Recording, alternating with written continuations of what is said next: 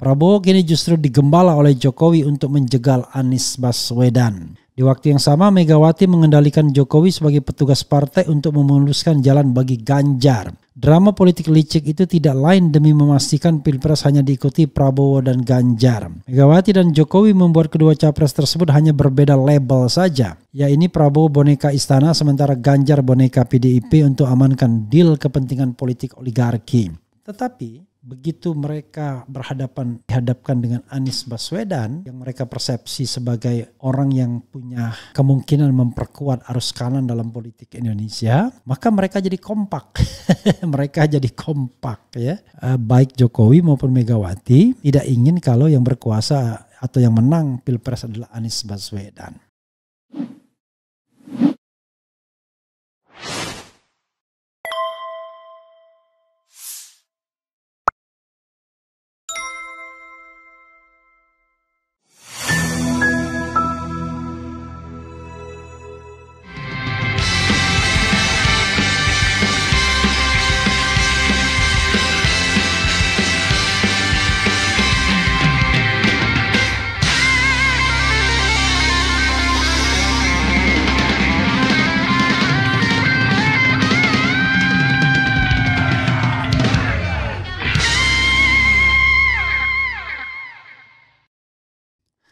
Assalamualaikum warahmatullahi wabarakatuh. Sobat RH sekalian, jumpa lagi kita di channel yang keren ini. Keren cadas. Siapa lagi kalau bukan Faisal Assegaf. Sang kritikus ini sangat tajam kritiknya. Tidak hanya tajam tapi juga berani, out of the box. Dan ini ada tulisan dia sebagaimana dimuat di Suara Nasional. Takut Anies menang, Mega dan Jokowi gembala Prabowo. Luar biasa ya. Tulisan ini disampaikan juga ke saya. Kita bacakan dan kita bahas ya. Coba kita lihat. Kadang kemesraan dan ketegangan antara Jokowi dan Megawati hanyalah teater. Permainan kedua aktor tersebut sudah berlangsung lama dalam kongsi politik yang sangat kuat. Hubungan Jokowi dan Mega tidak akan retak, justru dari pilpres ke pilpres semakin solid dan diikat oleh aneka kepentingan di belakang istana, saling berbagi kue kekuasaan. Prabowo 2 kali menjadi korban persekutuan politik paling brutal oleh Jokowi dan Megawati, yakni dugaan modus pemilu curang yang sampai saat ini masih meninggalkan trauma bagi jutaan rakyat. Dan tampaknya praktik pemilu kardus itu akan kembali dimainkan. Terlebih munculnya skandal 52 juta suara fiktif, intervensi Jokowi terlibat pilpres dan sebagainya. Memberi sinyal kuat kecurangan pemilu sulit dihindari. Tapi menariknya formasi pertarungan pilpres 2024 tidak lagi memposisikan Prabowo sebagai korban pemilu kardus. Prabowo kini justru digembala oleh Jokowi untuk menjegal Anies Baswedan. Di waktu yang sama, Megawati mengendalikan Jokowi sebagai petugas partai untuk memuluskan jalan bagi Ganjar. Drama politik licik itu tidak lain demi memastikan Pilpres hanya diikuti Prabowo dan Ganjar. Megawati dan Jokowi membuat kedua capres tersebut hanya berbeda label saja. Yaitu Prabowo boneka istana sementara Ganjar boneka PDIP untuk amankan deal kepentingan politik oligarki. Tak heran, berbagai upaya untuk menjegal Anies terus dilakukan oleh PDIP dan Jokowi. Sebab bila Anies lolos ke gelanggang Pilpres, sangat berpotensi besar untuk menang. Terlebih kuatnya arus kesadaran kolektif rakyat yang makin progresif, mendesak perubahan. Rakyat jenuh dan menolak praktik kekuasaan berpindah pada boneka atau petugas partai berikutnya. Ya, Sobat RH sekalian ya. Ini yang dituliskan oleh Jokowi, Faisal Assegaf ya. Oke, coba kita bahas sedikit ya. Hubungan Megawati dan Jokowi adalah hubungan yang katanya sebenarnya ya mereka punya kepentingan yang sama, berbagi kue kekuasaan. Iya dan tidak menurut saya. Kenapa? Karena Megawati tetap saja ingin dominan.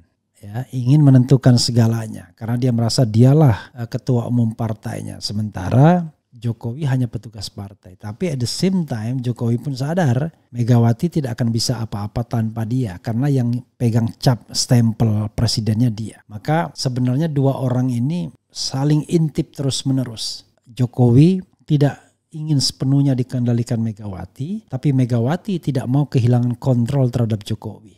Contoh misalnya ya, nanti kita akan sampai kepada Anies Baswedan. Contoh misalnya, dalam perekrutan pejabat-pejabat publik, maka orang dua ini beradu. Ada pejabat-pejabat yang publik yang sesungguhnya mereka endorse berdua, sehingga tidak ada masalah. Dari awal mereka sudah ingin menunjuk sosok tersebut. Dugaan saya misalnya ya, sebagai contoh, misalnya Pramono Anung. Itu adalah sosok yang di-endorse mereka berdua, sehingga ketika Pramono Anung disodorkan oleh Megawati ke Jokowi, maka Megawati atau Jokowi tidak masalah. Tapi begitu Megawati menyodorkan BG pada awal pemerintahan ketika untuk menjadi Kapolri, kelihatannya Jokowi bermasalah. Bukan karena tidak akrab dengan BG, tapi belakangan akrab. Tetapi dia melihat bahwa BG jauh lebih loyal kepada Jokowi. Kepada Megawati. Nah, Jokowi tidak ingin orang yang ditunjuk adalah orang yang loyal kepada selain dirinya. Tapi dalam penunjukan konon ASAD misalnya, yang orang menengarai bahwa Kasat ini dekat dengan Megawati, maka Jokowi sebenarnya tidak ingin memilihnya karena dia menganggap bahwa dia harus cari orang yang jauh lebih setia. Tetapi dia akhirnya memilih Dudung karena desakan Megawati. Manuver juga misalnya dilakukan terlihat oleh Yudo Margono setelah kalah dari Andika dalam racing menjadi Panglima TNI, maka dia kemudian berusaha mendekati Mega dan hadir dalam acara Megawati misalnya. Jadi orang tahu betul ya, kalau Anda bisa bergantungan di dua tempat, di Jokowi dan di Megawati, jabatan publik Anda aman.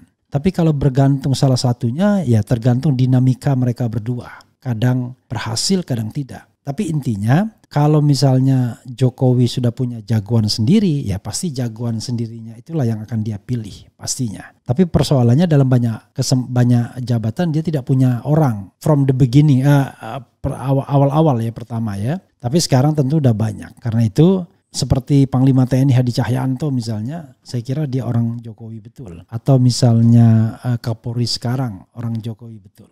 Jadi sahabat sekalian, ya mereka berbagi kekuasaan, mereka berdinamika, tapi pertanyaannya adalah sekarang ini ketika berdinamika antara Prabowo dan Ganjar, menurut saya Jokowi sangat tidak bermasalah kalau yang terpilih baik Ganjar maupun Prabowo, karena dia merasa dekat dengan keduanya dan bisa mengendalikan keduanya atau paling tidak bisa mendapatkan semacam blessing dari keduanya seandainya dia nanti sudah step down dan mereka salah satu terpilih sebagai presiden dan wakil presiden. Nah, permasalahan sebenarnya dengan Megawati ya, baik Prabowo maupun Ganjar tidak akan bisa dipegang. Prabowo sudah pasti nggak akan bisa dipegang oleh Megawati karena Prabowo adalah ketua umum partai politik yang menjadi saingan PDIP untuk menjadi nomor 1 dan nomor 2. Diperkirakan konon kata survei sekali lagi PDIP akan tetap nomor 1 dan nomor 2 Gerindra seperti tahun 2019. Tapi kata survei begitu.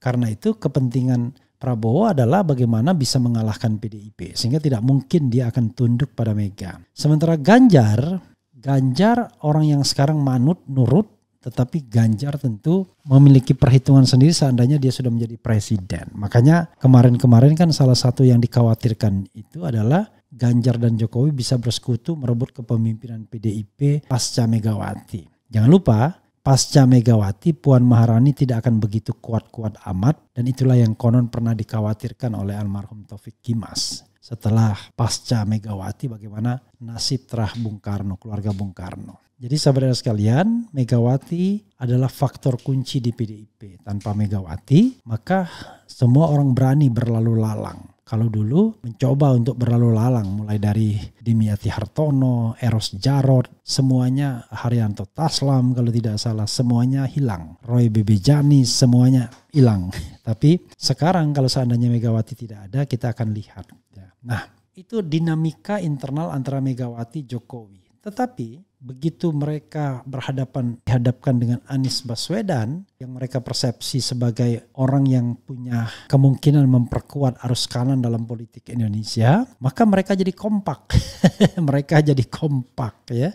Baik Jokowi maupun Megawati tidak ingin kalau yang berkuasa atau yang menang Pilpres adalah Anies Baswedan. Makanya kepentingan mereka adalah ya Anies Baswedan tidak ikut dalam kontestasi Pilpres. Walaupun Prabowo sendiri sebenarnya punya perhitungan sendiri. Dia berpikir kalau langsung head to head dengan Ganjar Pranowo mungkin dia kalah. Seandainya Jokowi tiba-tiba balik ke Ganjar. Tapi kalau misalnya ada Anies dan Anies dianggap kalah misalnya pada putaran pertama, maka Prabowo mengharapkan pendukung Anies akan memilihnya, bergabung dengannya dan menghadapi Ganjar Pranowo. Kendati Ganjar di endorse Jokowi misalnya, tapi paling tidak dia punya bargaining position yang kuat karena putaran kedua kan amunisi sudah agak berkurang jauh. Jadi perhitungan Prabowo beda dengan perhitungan Jokowi dan perhitungan Megawati. Prabowo belum tentu happy kalau cuma 2 calon. Karena kalau cuma sekadar dia menjadi menteri, ya itu sudah dia dapatkan sebagai menteri pertahanan. Ya, kalau cuma sekadar jadi menteri lagi. Tapi yang dia inginkan adalah menjadi presiden. Itu soalnya dia menjadi presiden. Kalau menjadi menteri, apalagi menterinya Ganjar, dia juga pusing kepalanya, kan, mikir-mikir juga. Jadi saudara sekalian, memang itulah namanya politik ya. Kadang-kadang dinamis, saling mengunci, saling berdinamika, penuh perhitungan dan didasarkan pada kepentingan-kepentingan tertentu. Coba kita bacakan ya komentar Sobat Era sekalian. Bung RH, saya nonton Pak Prabowo di acara Mata Najwa hari Kamis kemarin, kata yang bersangkutan, tadinya saya ingin berpasangan dengan Ganjar Pranowo. Menurut Bung RH gimana tuh? Bukan tadinya ingin, dia ngebet ingin berpasangan dengan Ganjar Pranowo. Kenapa? Satu-satunya cara untuk menundukkan lawan dan menentukan kemenangan kita adalah menjadikan lawan itu menjadi kawan kita. Kalau misalnya Prabowo berhasil menjadikan Ganjar sebagai wakil presidennya dan dia yakin bisa mengendalikan Ganjar karena dia punya segalanya, punya wibawa, punya uang dan lain sebagainya, maka dia anggap selesai permainan karena Jokowi tidak akan lari kemana-mana. Kan yang dikhawatirkan Jokowi lari dari mengendorse-nya karena keyakinan Prabowo adalah gak ada gunanya kalau dia tidak didukung oleh Jokowi. Kalau dia tidak ada didukung Jokowi, Jokowi mendukung Ganjar, kalah dia. Karena itu dengan menyatukan dia dengan Ganjar selesai dukungan tersebut. Megawati tidak akan mendukung orang lain, Jokowi tidak akan mendukung orang lain. Itu soalnya, makanya dia ngeber sekali sama Ganjar gitu ya. Dan dia gak akan ngeber sama Anies. Tadi karena perhitungan dia selalu begitu. Perhitungan dia adalah kalau tidak didukung oleh kekuasaan gak ada gunanya katanya. Gitu ya. Mantap Bung Era, sehat selalu Bung Era dan keluarga. Anies Sipitung versus company domestik. Assalamualaikum. Enyong asli wong Nahdien Tegal. Brebes wis pada sengit. Roh PDI Jokowi roh kroni-kronine 2024. Wis siap tenggelamkan PDI. Bung Rafli, bukan Refli ya. Gimana tanggapan Bung tentang Pak Muldoko? Padahal kan dia mantan Panglima sama seperti Pak Gatot. Kok TNI bisa berbeda pandangan politiknya? Begini, kalau sudah pensiun itu kita sudah tidak bisa lagi menuntut dia dengan satu pandangan. Walaupun konon katanya Sabta Marga itu tidak mengenal pensiun, tetap jiwa Sabta Marga itu harus dibawa. Tetapi kalau orang sudah berpolitik kan berbeda lagi hitungannya. Oke. Kemudian apa lagi ya? Assalamualaikum Bung RH daripada daripada nyinyir terus mending bantu Jokowi carikan ijazahnya. Hebat nih Us Kendaidi ini ya. Sekali dayung 2-3 kali pulau terlampaui. Maksudnya dia menghina saya tapi menghina juga presiden. Luar biasa ya. Oke. Begitu bermasalahkan negara ini sehingga Anies ditakuti. Bukan negaranya bermasalah. Negara tidak pernah bermasalah. Yang bermasalah itu orang-orang yang bermasalah. Siapa itu orang yang bermasalah? Nanti akan kita lihat siapa ya. Oke. Kemudian Assalamualaikum Bung RH, selamat malam, izin menyimak, keren cadas. Oke. Jika Prabowo Gerindra di putaran kedua mendukung jagoan kerbau, maka betul yang terjadi bahwa Prabowo siap menjadi boneka Jokowi PDIP. Saya juga punya survei yang Anies Gatot 74%, Anies Yeni 72%, Anies AHY 70%, Anies Aher 50%, Ganjar Hovifa 16%, Ganjar Erik 12%, Ganjar Puan 5%, Prabowo Caimin 10%, Prabowo Ganjar 8%. Ya, silahkan saja. Oke. Kemudian ini ada orang yang berusaha mengadu domba. Oke. Apalagi ya? Rezim takut Anies jadi RI1 karena kalau jadi presiden maka rezim dan antek-anteknya bisa kelojotan semua di penjara. Sebenarnya enggak juga. Ada dua kemungkinan yang mengendalikan. Pertama adalah nafsu ingin berkuasa terus-menerus. Kedua takut pada bayang-bayang sendiri. Padahal orang Indonesia tuh pemaaf sebenarnya kalau dia tidak nantang-nantang. Tapi kalau dia nantang-nantang memang muncul kemarahan. Tapi kalau misalnya ya sudahlah ya maka akan terjadi tadi mikul duor mendem jero. Tapi kalau nantang-nantang seolah-olah tidak akan pernah jatuh, tidak akan pernah berakhir kekuasaannya, ya itulah yang akan diingat orang terus-menerus ya. Apalagi misalnya anak cucunya pun ikut petantang-petenteng misalnya. Oke. Kemudian apalagi ya?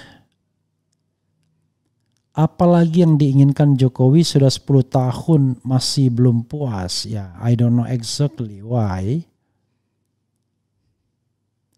Kemudian